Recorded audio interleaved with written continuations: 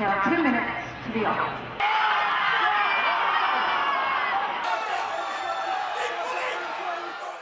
Walthamstow Greyhound Stadium, the Stow, an East London landmark, held its last race night in mid-August. I'll miss it a lot because it's not somewhere I go every week, but it's somewhere I have been going reasonably regularly for quite a number of years. It is the best, and it has the most wonderful...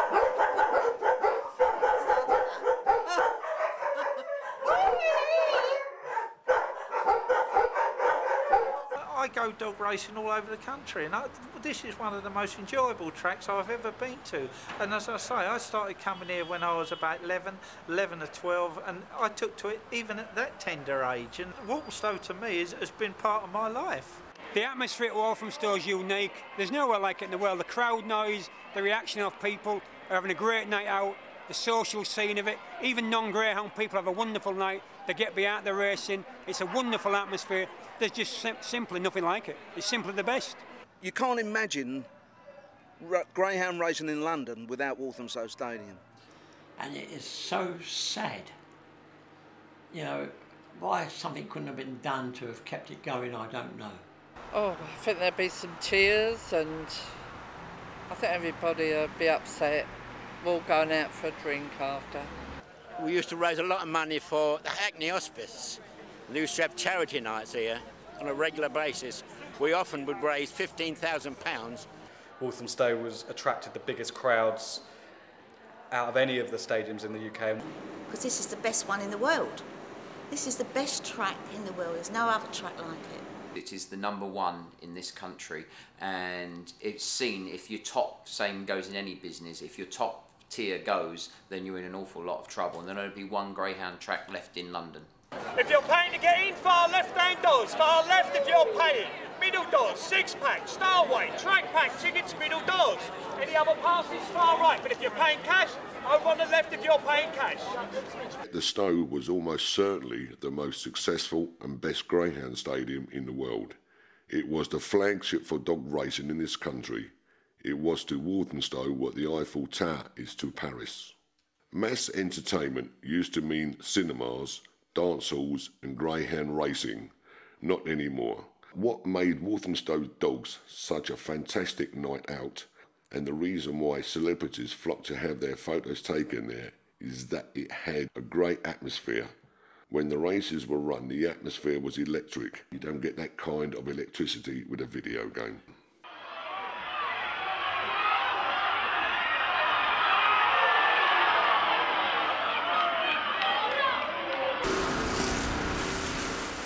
The Stow should have been celebrating its 75th anniversary this year, a fine reason for a knees up and a bit of publicity.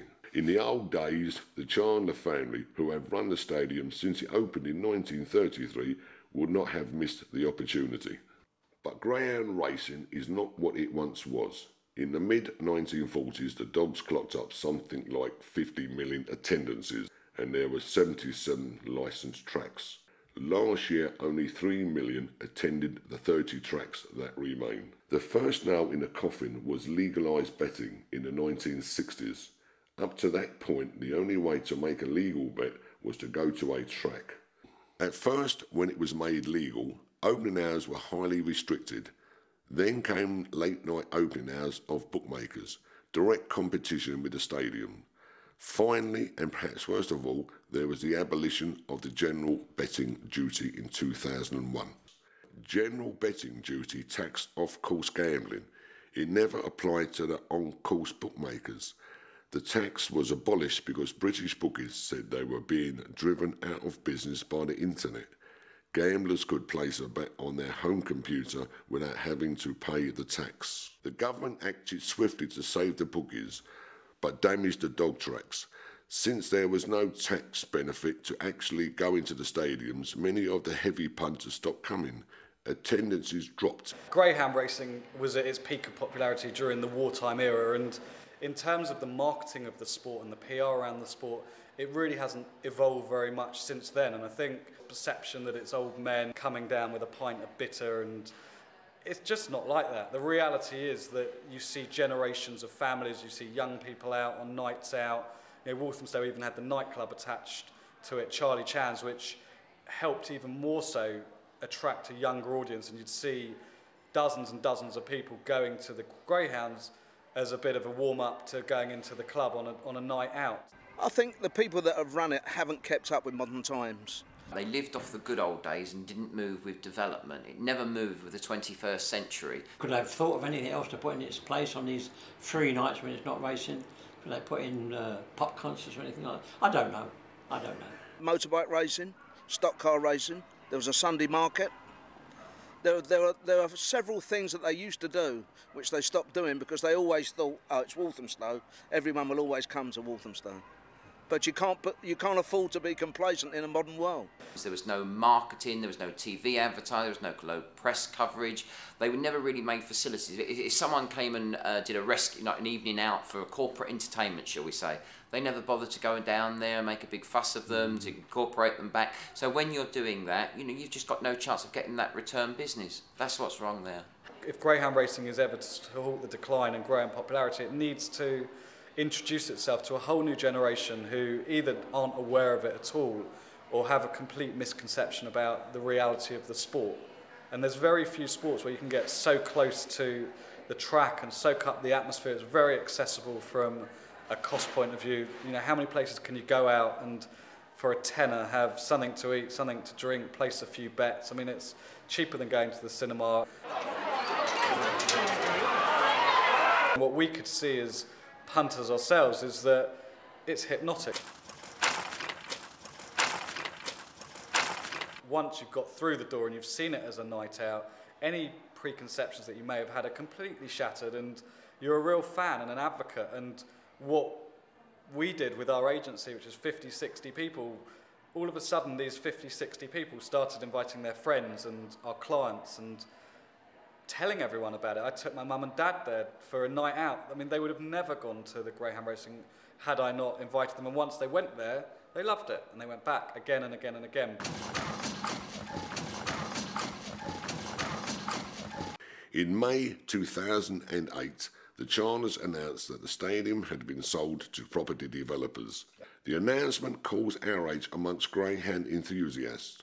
One called Rick Holloway put together a rival bid for the site. Well, it isn't a great time to build houses, and I think hopefully this will make them rethink again.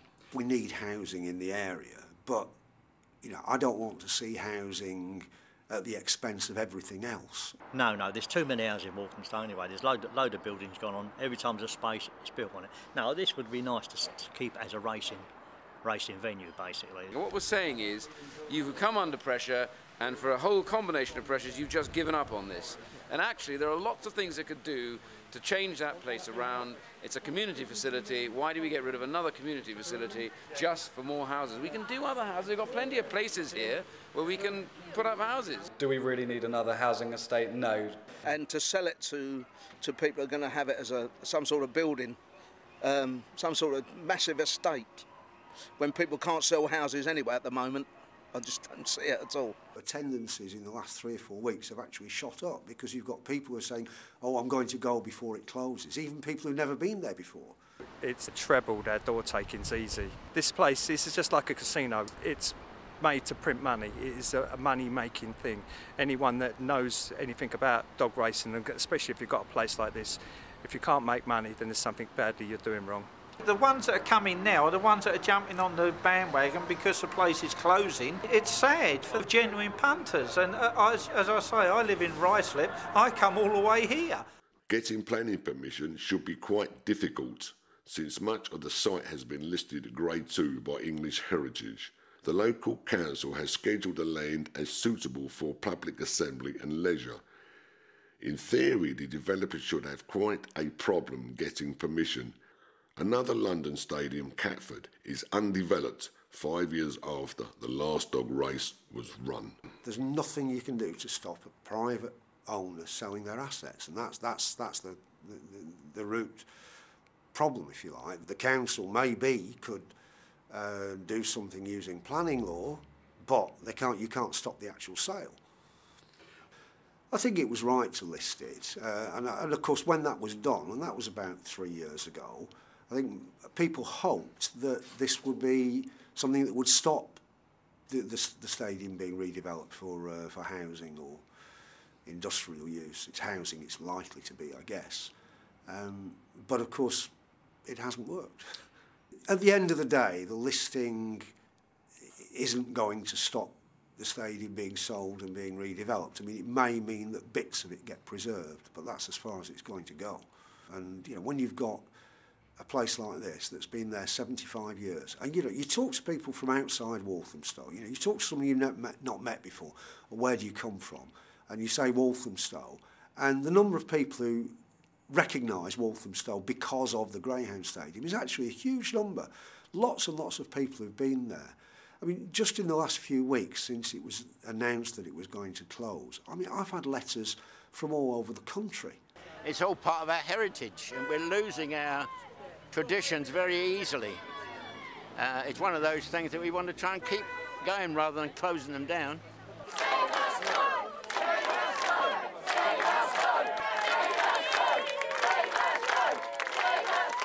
Almost everybody who talks about the Stow uses the word iconic sooner or later.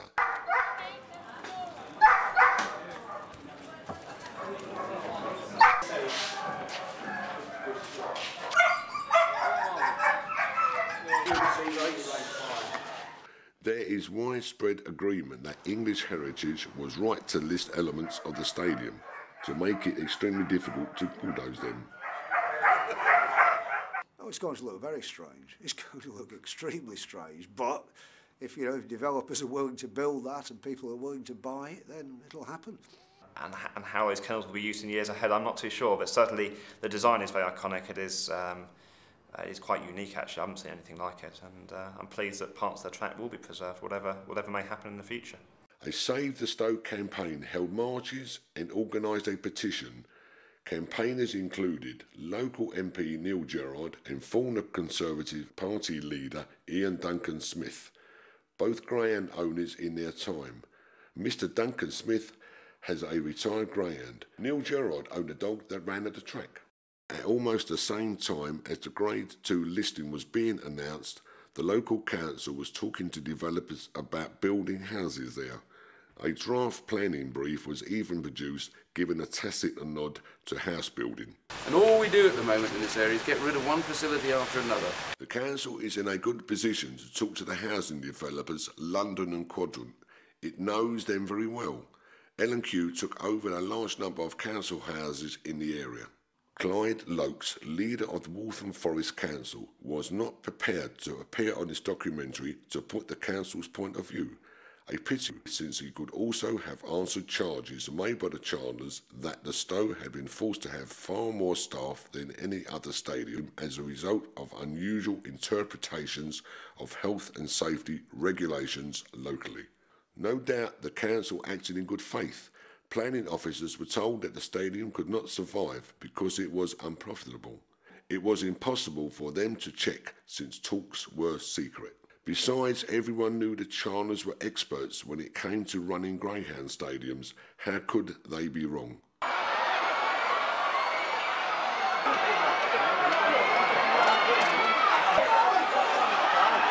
Tracks that have disappeared in the London area include Catford, Haringey, Hackney, Hendon, Stratford, West Ham and White City.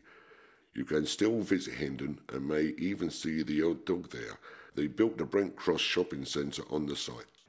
What worries me is that what will happen is that it will sit there empty for quite some while because, you know, even just the last few weeks, you know, the housing market looks to be in decline, and you just wonder whether a developer is going to be really keen to build houses just at this moment or even in the next year or so. Now, there's another Greyhound track shut down in London 5 years ago, Catford. And Catford was shut down and houses were going to be built on the site. Not a brick has been laid 5 years later. There hasn't been a lot of activity there, save that the track itself, unfortunately, has been pretty much demolished, but not a lot of building activity there. And as I say, we wouldn't want Walthamstow to lie derelict and run down for a couple of years. I said to the housing association people, London and Quadrant, who are involved with Walthamstow, I hope I'm not going to see this like Catford, you know, that in 4 or 5 years' time it's just lying here. Oh no. They said no, we'll definitely be building. We'll definitely be building. But I'm just worried, you know, with the housing market on the pressure, that it'll sit there idle. At the front of the building is listed, the back of the building is listed, the site. So I just don't see how you can put houses around without touching the front and the back.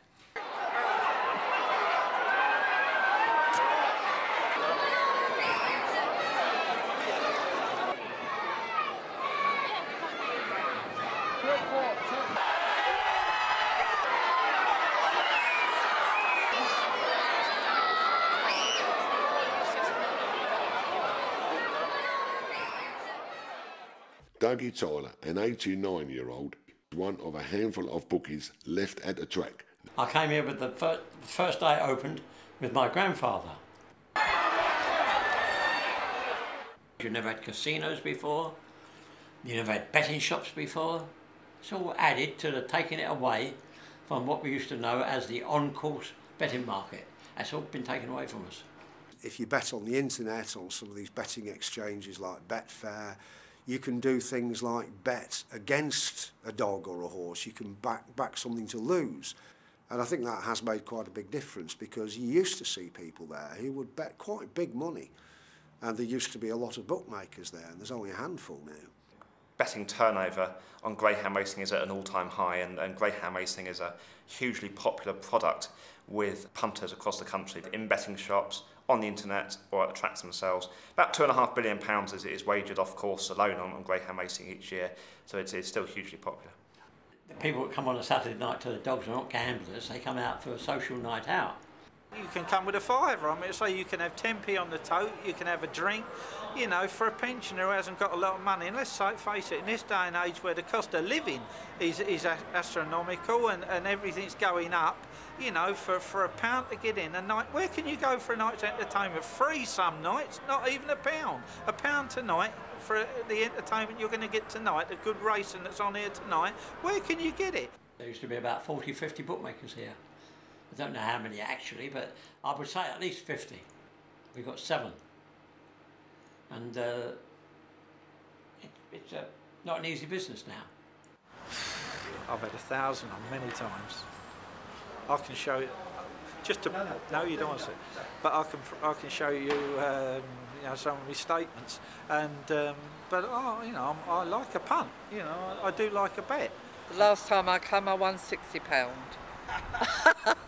Some tracks you can go and you can stand there and a racer come on and you put your price up and you don't strike a bet. Don't strike a bet. Nobody wants to have a bet.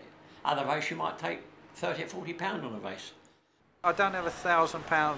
Well, I have £1,000 on sometimes, and but I won't have it on the track, because then I've got to walk. I don't drive. I've got to get trains and that to get home. I'm not going to walk around with £2,000 or odd in my pocket. I back it over the phone and come here to watch it run. That's not that. I've got enough money to gamble.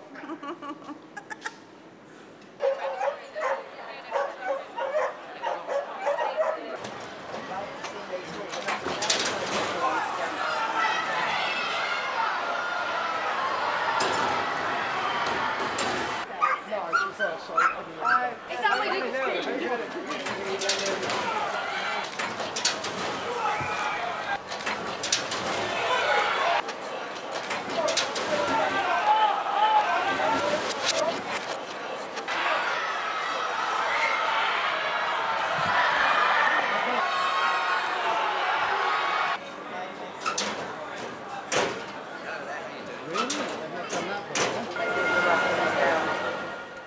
No one was consulted about the closure, and I wasn't, and I know that the British Greyhound Racing Board knew nothing about it until it was announced. It was in fact put on the website of Walthamstow Greyhound Stadium in January of this year that they were never going to sell, and they called all the trainers in, assured them of all the assurances, nothing was going to happen, you know, that track was staying open, that was it. Then less than 6 months later, it sold, and the most annoying thing was it sold without the knowledge of the industry. I sold to social housing without even giving the opportunity for the Greyhound fraternity to actually step in and buy it. And that, I feel, is the complete betrayal of Greyhound racing.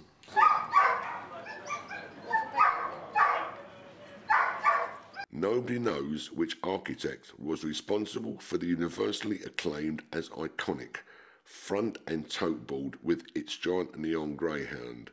Years ago, the dog used to have multiple legs, lit one after the other to give the impression that it was running. Today, the dog, like much of the rest of the stadium, looks a bit tatty. The stadium was still run by the Chandlers, Bill's grandchildren, but insiders say they seem to have lost enthusiasm for the Stow, and the older ones want to retire. There's a lot of work to be done, quite honestly. I mean, a lot of leakage and stuff like that around, like, you know, it's a shame, but I mean, maintenance people do come in. It's going to need a few repairs, and it's got to go in, as I say, for the disabled, we need the disabled lift and different stuff in there. They'll have to spend quite a bit of money, I should imagine. Whoever, if anyone did keep this open, I should imagine you'd have to spend at least near enough £1 million to get it up and running. Greyhounds live for about 12 to 14 years, but they rarely race much once they get past their 6th birthday. Each year there is a huge number retiring, and many greyhounds bred for racing never make the grade. Not everyone is upset about the closure.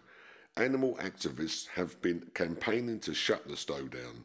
Well, absolutely. I mean, we're pleased when any greyhound track closes down. Equally passionate about animal rights is Johanna Boma. Daly, come on. Here, that's the boy. A former head teacher who has been finding homes for retired greyhounds for 43 years. But she is a champion of dog racing and used to spend every Saturday night at Walthamstow.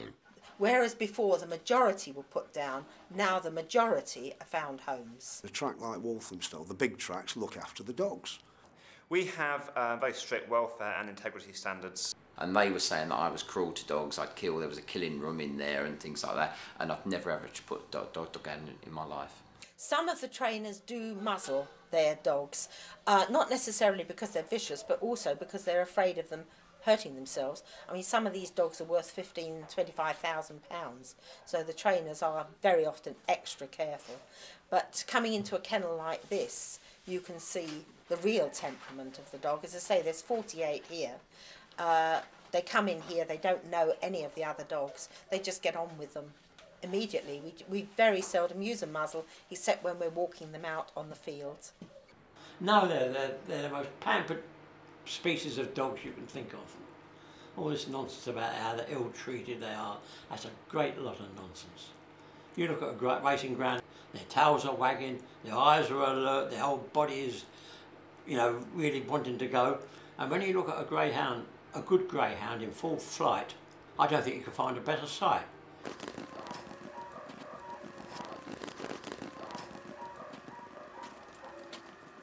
The industry as a whole, very sadly, doesn't love dogs. We care for them, I tell you, we really, really care for them. You couldn't take my dogs, you couldn't do anything to my dogs, I tell you. And they are so well looked after. They're like a hotel where they're kept. Because of the demand that track creates for dogs to be bred, a track like Walthamstow is responsible for the killing of over 500 greyhounds every year. Well, I'm not quite sure where they get their figures from, to be honest, because it's very difficult to account for exactly how many dogs are finishing every year. And basically, I can only really speak for Walthamstow.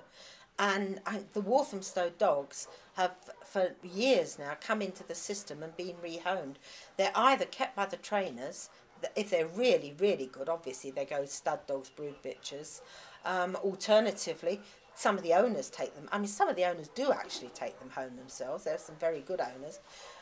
Kennel staff take them home, track staff take them home. We advertise and find homes in the home finding schemes. So really and truly, there is no need for the dogs from the larger tracks to be put down. The demand created by the greyhound racing industry causes something like 25,000 greyhounds a year to be bred. This is the industry in Britain as a whole. Now, only 10,000 of those dogs actually make it to the tracks. The other 15,000 are disposed of before they even race. And very sadly, most of those dogs end up being put to death. It's not strictly true what these groups have suggested. Greyhound breeding, to put it in perspective, is carried out on a pretty small scale in this country. It's in the breeder's interest to get as many greyhounds that he or she breeds onto the track. To do otherwise is really financial suicide. So the other thing I should say, it's very easy to rehome a pup greyhound. If it's obvious at 12 or 15 months it's not sufficiently fast or sufficiently interested in chasing the hare to race, there should be no problems at all in rehoming that greyhound, unless of course it is temperamentally unsuitable for rehoming. A lot of those dogs get put to death in Ireland because most dogs, 80% of greyhounds that race on the tracks in Britain, actually come from Ireland. A large number of greyhounds that race on these shores are bred in Ireland. Ireland has its own greyhound racing industry, if you like. It has its own 20 tracks, very successful tracks, and it has quite a large-scale training and breeding operation. This is definitely a major problem in Ireland. We have no jurisdiction over Ireland. We are working with government here and liaising with the Irish authorities actually to develop areas of mutual concern and benefit and work with them as best we can. Dogs are well looked after, exceptionally well looked after. I mean, most of the time better than some pet dogs at home. Misconception by the press, and people just don't understand. Same as animal activists, they just do not understand. You can't reason with them. I think the future for greyhound racing is not looking too promising. Well, I think we may end up with perhaps 20 to 25 tracks. If Walthamstow goes, I think greyhound racing is absolutely finished in this country. It's not only very sad for Walthamstow and the people that work at Walthamstow and the punters, because they love it here as well. It's a very sad thing for greyhound racing as a whole. I think it's all going to be fizzled out unless some miracle can manage to get everything up and running again. It may only be a few years. It's already massively smaller than at one time. Yarmouth Stadium in Great Yarmouth in Norfolk, they've recently completed a very impressive restaurant facility that cost upwards of £2 million, I understand, and that's really helped build their business. Crowds are up, turnover is up, there's a really positive vibe at that track. Nottingham Stadium currently building a new restaurant to increase its capacity there.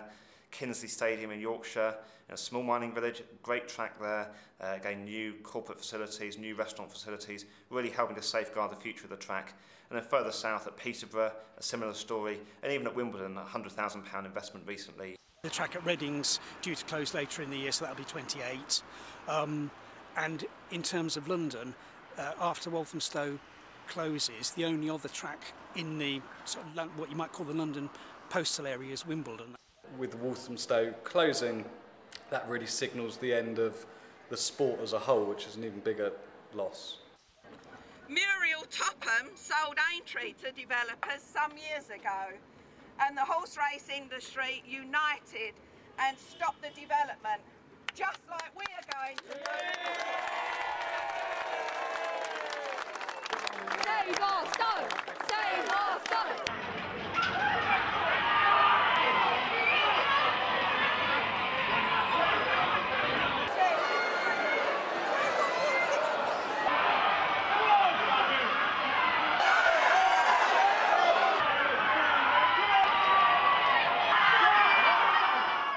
There's a lot of jobs there. You look at Walthamstow Stadium and there are going to be 400 jobs going. Now, most of them will part-time rather than full-time, but there's a lot of people who have part-time jobs there. You know, evenings, 3 evenings a week, working in the bars, in the restaurants, on the totes, and they're all going to lose their jobs, and they won't find replacement jobs easily. You know, there's quite a lot of economic consequences from a big track like Walthamstow going. That's on an average Saturday night, you're looking over 400 staff. One of the security officers, his grandmother worked there, his mother worked there, he works there, his daughter works on the tote. I'm going back to school cleaning if I can get the jobs, because I don't want to stay at home. You need the money, you can't live on a pension. 64 quid a week, it's impossible. Probably end up going for security. I know there's a few jobs at Romford Stadium and they're asking for security at Romford and a few other places. Greyhound racing has its own language and values. Almost everybody in the business knows everybody else. It is a tight-knit community. If you are not part of it, it probably doesn't mean much to you.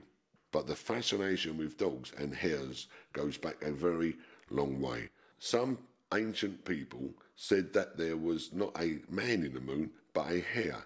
And if you look at the moon above the stadium, you can see what they mean. Dog racing seems as traditional as pints of beer, fish and chips, flat caps and jellied eels. But in fact, it only dates back to about 1912 and was invented in America. Hare coursing and whippet racing has a much older history, but the circular track and the mechanical hare were created by Owen Patrick Smith, known as OP, an idealist who wanted to stop the killing of jackrabbits the dogs chased in America instead of hares. OP's invention reached Britain when the Bellevue Stadium in Manchester started racing in 1927. Walthamstow came onto the scene fairly late, thanks to a colourful bookmaker called William George Chandler. Bill Chandler was a non-drinker, reserved and tall. He had a poker face, wore a Savile Row suit and had a reputation for taking huge and sometimes bizarre bets. He discovered what was at the time called the billet ground, a so-called flapping track where whippet racing took place. Finding the track owner, he asked how much he wanted for the ground, agreed the price and paid in cash later that day.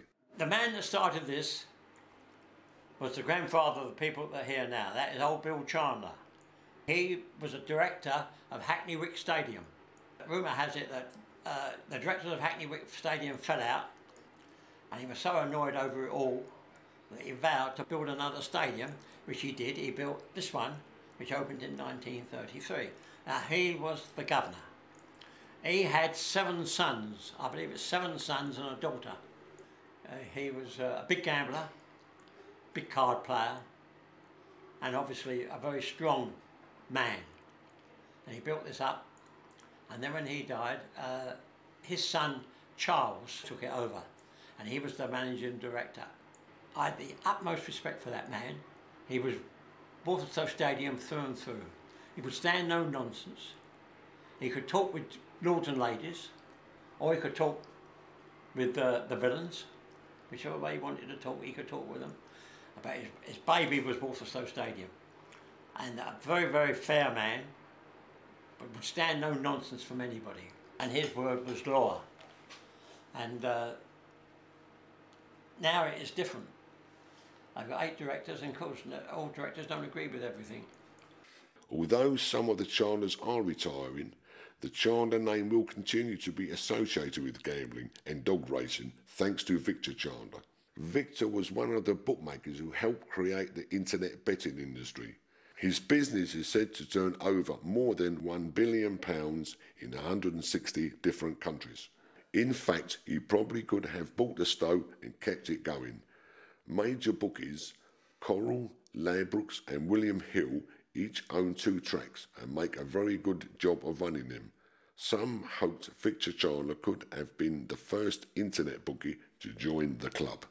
I think it's fair to say that the Chandlers as a family, most of them are reaching retirement age. They are winding down their interests. In the last year, Charles has stepped down from his positions on some of the boards. It's at the stage now where they're looking to retire. I'm not sure there's too many young people in their family who want to come through and take on the business. Philip Chandler left a year ago to go abroad. Charles Chandler resigns from the BGRB, and it seems to me that there just seems to be, well, some kind of plan here, what's been going on. I can't put my finger on it. I know one thing that is not true is the fact that the reason why they were stated said that they had lost money. That stadium has never lost money in 75 years, according to Company's House. It's their property, innit? They can do what they want, you know what I mean? Yeah, I don't know. They're a nice family sort of thing, I'm saying that, but I still think it should not go, you know. Never mind, it's one of those things, isn't it? I don't think they want anyone to run it better than they did. That is my honest opinion. I wish I could see the Chandlers come forward and put this on camera, or even speak to the press, because you can't get to them at all to get an answer out of them. There was a capacity crowd for the last night. Several of the Chandlers were there and they came in for some stick. Greyhound racing is an odd business because the stadium is really a market to which traders bring their stalls. The Chandlers own the stadium, but they do not own the independent bookmakers, the kennels, the dogs, or even a peanut concession. They may have wanted to retire, but most of the people who ran those small businesses or hobbies did not want to quit. Many of them are being forced into premature retirement. There were supposed to be 14 races, but one failed to happen. The hare refused to run. There was a mechanical failure, so there was 13 races, unlucky for the Greyhound business. At about 11:30 the crowd began to leave, but some thought that such a big occasion had to be marked in some way. A few decided to get on the track and walk round. That few turned into hundreds, and then the souvenir hunting began. The police were called, but a certain amount of damage was done. It was not an obvious contribution to the Save the Stow campaign. A sad way to end. Greyhound racing is one of a declining number of public entertainments where alcohol is freely available, yet there is never any trouble. If someone does start to get unduly boisterous, another member of the crowd will soon put them in their place. Rick Holloway and Richard Codd still dream of running the best dog stadium in the world, promising a super race with prize money never before dreamt of in the sport. Save our Stow! Save our Stow! Save our Stow! And I certainly wouldn't look at putting people off. I'd be trying to put more people on. With the crowds I believe this place can generate, I'd be offering jobs, certainly not cutting jobs. Yeah. Because social becomes before a profit. That's what my father taught me. Nothing wrong with profit, it makes a welder wrong. But there is a social side to life that comes well before profit. I'll guarantee you one thing, I'll make money. I will make money in this track. Yeah. And I will keep people employed. I will make money. I will show them how you make money.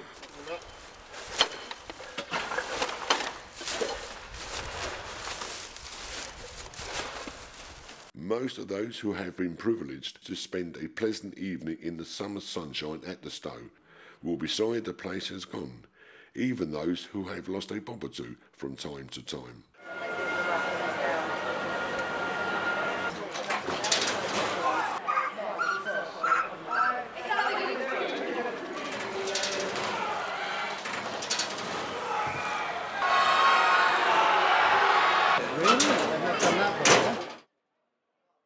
Opie, the man who invented the mechanical hare, believed he was striking a blow against cruelty.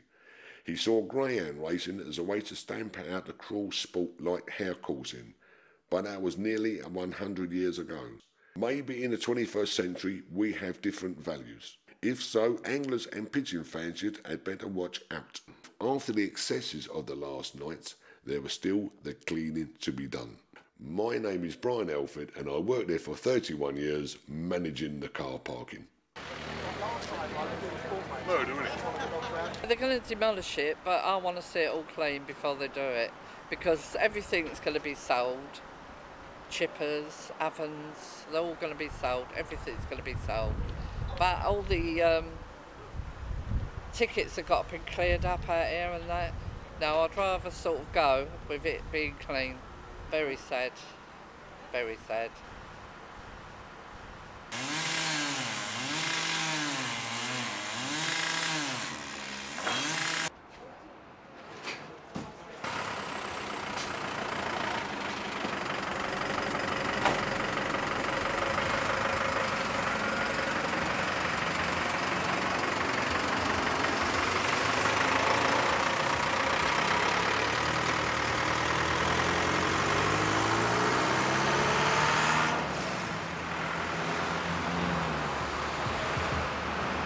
They've got stress-busting ears, these dogs, haven't they? You can fiddle with these things all day.